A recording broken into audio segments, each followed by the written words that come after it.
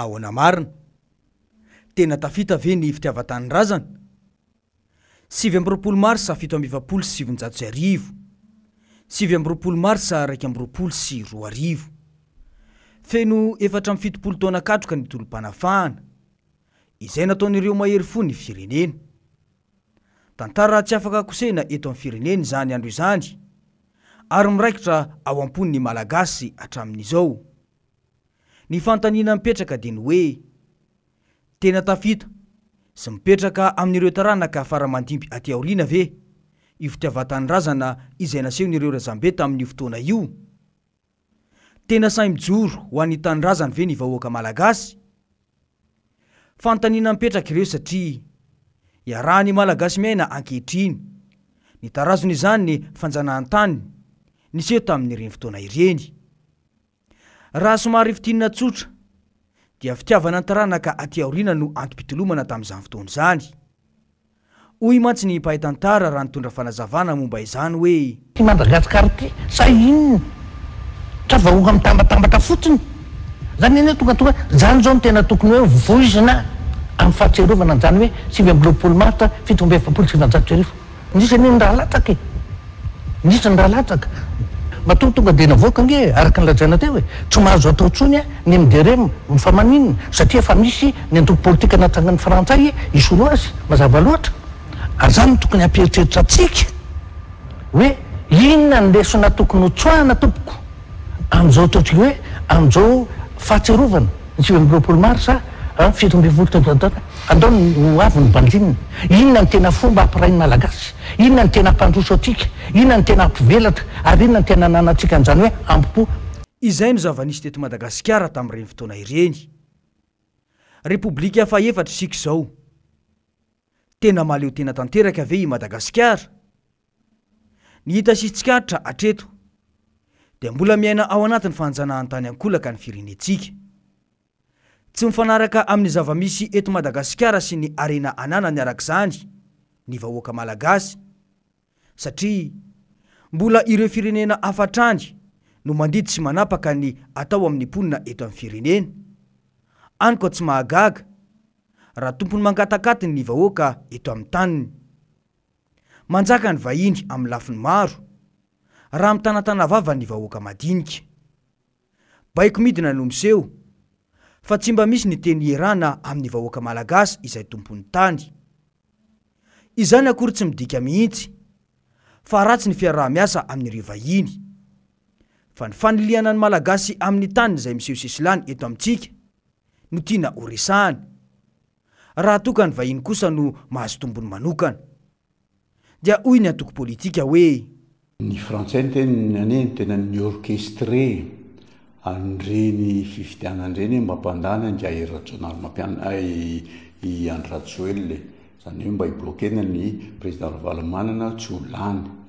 Dia izy ny orchestré azy aty ambadika nametraka amin'ny prime ministre ny aty amin'ny ACC mo olony frantsay io président ny ACC io ny aty amin'ny Sini mo hitatsika ny zavatra nataon'ireny, ary ministère-ny intérieur zay tena mikirakira ny fifidianan'io akolaka dia olon'y Andry Rajoelina.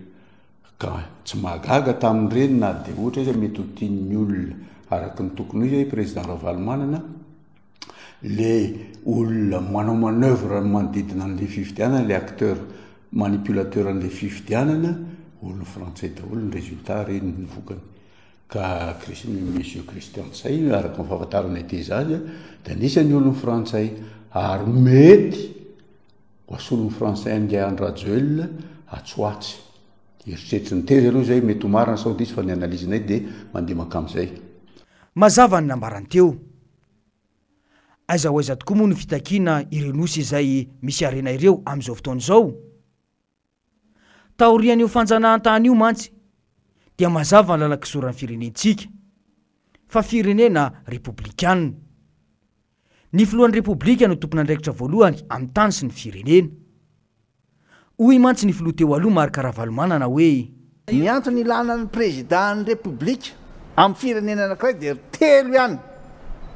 Miaro vahoaka amin'ny loza mety hitranga amin'ny loza be ty ihany ty. Faharoa miaro ny vola ny devise mba tsy hitotongana tsy anao ohatran'izao vola ny devise ndresako fa tsy ny vola azondrolahy tefitefena sy amboamboariny ity ary ny fahatelo farany de miaro ny tanitsika tsy olain'ny sasany tena reo telo reo ihany zay ny tena rôle lehibe indrindra ho an'ny président fa raha vao président tamin'ny 2001 2002 mazava tsara mihitsy nresany Colin Powell niaraka tamin'ny américaine reto ny lesson numéro 1 arovanao reo vahoaka reo zay nangalana le prétendrantsika nalaina tany ivelany nalaina tamin'ny avion mihitsy izy iny mba tiana lasana hoe andraikitreo zany raha ohatra ny danger le olona zany tsy maintsy vonjena ka zay ny ndraikiny ny fanontaniana mipetraka arak'izany dia ny hoe tena nahavita ireo andraikitra ireo ve ny mpitondra eto amintsika sa variana mikatsaka izay tombotsoany sy mahatsara toerana ny antoko misy azy eto amin'ny firenena fotsiny ny bainga voavadika no vavolombelon'ny mpiasa hoy ny fomba fitenin'ny Ntaolo malagasy izay ny vahoaka izay nampindrana fahefana no mitsara sy amaly ireo fanontaniana izay mipetraka ireo ny hita aloha dia voailika amin'ny lafiny maro ny vahoaka malagasy matetika no ahenona fitarainana fa tsy mahazo rariny foana ny madinika sy ny malagasy tompotany rehefa misy ny fifamaliana amin'ireo vahiny izay mibody tany eto amintsika eny fa nainanivon'ny fitsarana aza raha vao miresaka hoe firenena dia ny vahoaka no ao an-damosin'izay tena mandidy sy manapaka ary malalaka amin'ny tany ve ny vahoaka malagasy aty amin'ny repoblika fahefatra zao iarahandrehetra na eno tsara angamba ny mahakasika ilay fananganana fototrafitrasa Chinatown tsy mahagaga raha niteraka resabe tamin'ny vahoaka malagasy io fanamboarana fototrafitrasa io satria tsy nisy ny fanomezana ny fahefanany vahoaka malagasy tamin'ny alalan'ny fakan-kevitra teny ifotony dia ho iatrany ny mpanao politika hoe dia mila mangarahara ho amin'io resaka manome tombon-dahany be ny vahiny io miantso ny mpiara-mombon'antoka tsika miantso ny olona anatsara ny tanàna tsika hifanampy amintsika tsisy maharatsy an'izany fa ny fomba natanterahana azy anisaka an'ireo olon'ireo ianao mety ame tombon-dahany orinasa vahiny ianao anao galerie gezabe tsara tare ianao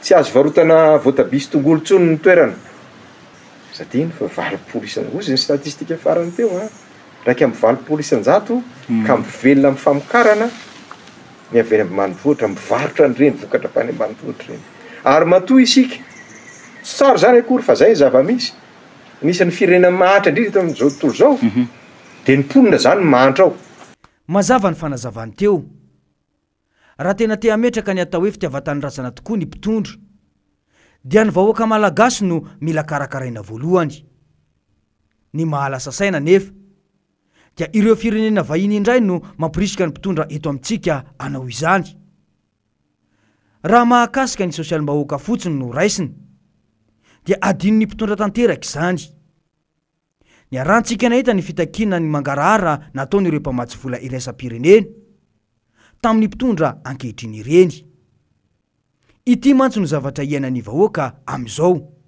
aminaraina teo izy zao tapaka matetitetika misy fotoana izy parain'ny andro dia misy fotoana riva efa matory any ianao vo mbola tsy miverina ny andro ariva mba tena ilaina ny jiro andro azy hoe efa enitelo hatramin'ny maraina dia nareo zao misehatra amin'izay manokana dia mety hoe inona ny fahavoazanareo amin'izay resaka simba le tanay zany na fivarotana efa ho ady firay zao nijanona tsy mivarotra teo valerana roa etseo ny anina simba le robot reny nenay nampiasainay matsindindreny toa dia mipoaka tapoka le izy eo ampangalana an'le zavatra zao le olana efa ilaina androany io zava-tsy io ohatra hoe zany hoe ampiasaina ohatsy resaka ohatra hoe saboto zao dia androany ilaina le matosy nefa nitapakatapoka ny jiro dia lasa mampisy problème eo amin'le resaka client raha ny vaovao azo nanomboka ny taona 2024 dia mahatratra 703 miliara ariary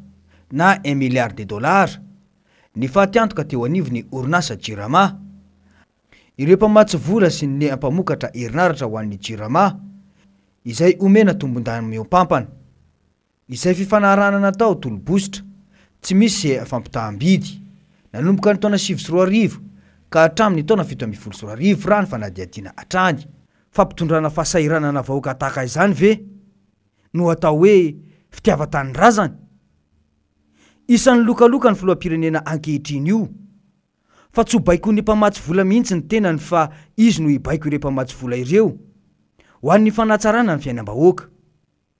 Ankehitriny anefa dia ny mpamatsy vola no manery ny fitondrana sy ny filoham-pirenena anatsara ny fomba fitantanana ny jirama izay mampikaikaika ny vahoaka amin'ny fomba fiasa io.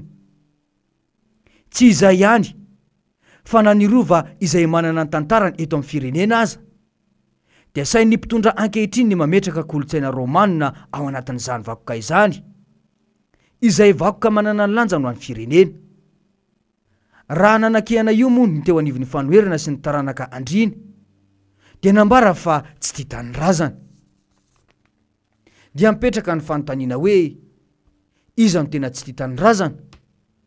Ilaina nohitra ny fampidirana kolotsaina tsy mahamalagasy ve isa ilainy tsipaka ny fanimbazimbana io vakoka izay manakasina amin'ny vahoaka malagasy io satria ve tereny tombontsoa manokana ny mpitondra dia aleo manimba ny mahamalagasy. Ny tsikaritra dia variana amin'ny fifanenjehana ara-politika sy ny fikatsana tombontsoa manokana ny mpitondra eto amintsika any ka lasa manotsinotsina ny vahoaka malagasy izay tompony tany sy ny arena misy ao aminy. Raha manjaka kosa ny vahiny eny fa na amin'ny fanondranana ireo arena sarobidy eto amintsika aza. Ny teboka fahatelo dia mila fiovana amin'ny lafiny rehetra ihany koa ny vahoaka malagasy. Mbola tsikaritra tanteraka mantsy ny fisiany fomba fisainana voazanaky ny mpanjanaka eto amintsika. Eny fa na amin'ny fomba sy ny fiteny fotsiny ihany aza.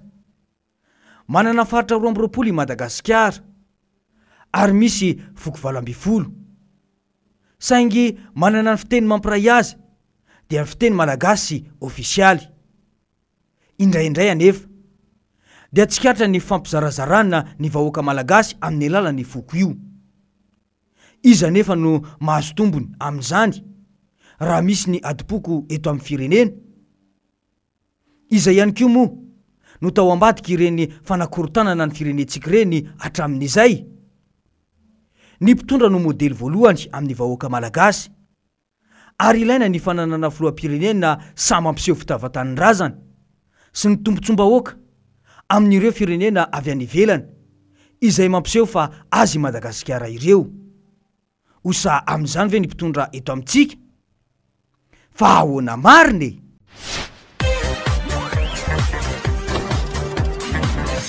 Ahoana mariny?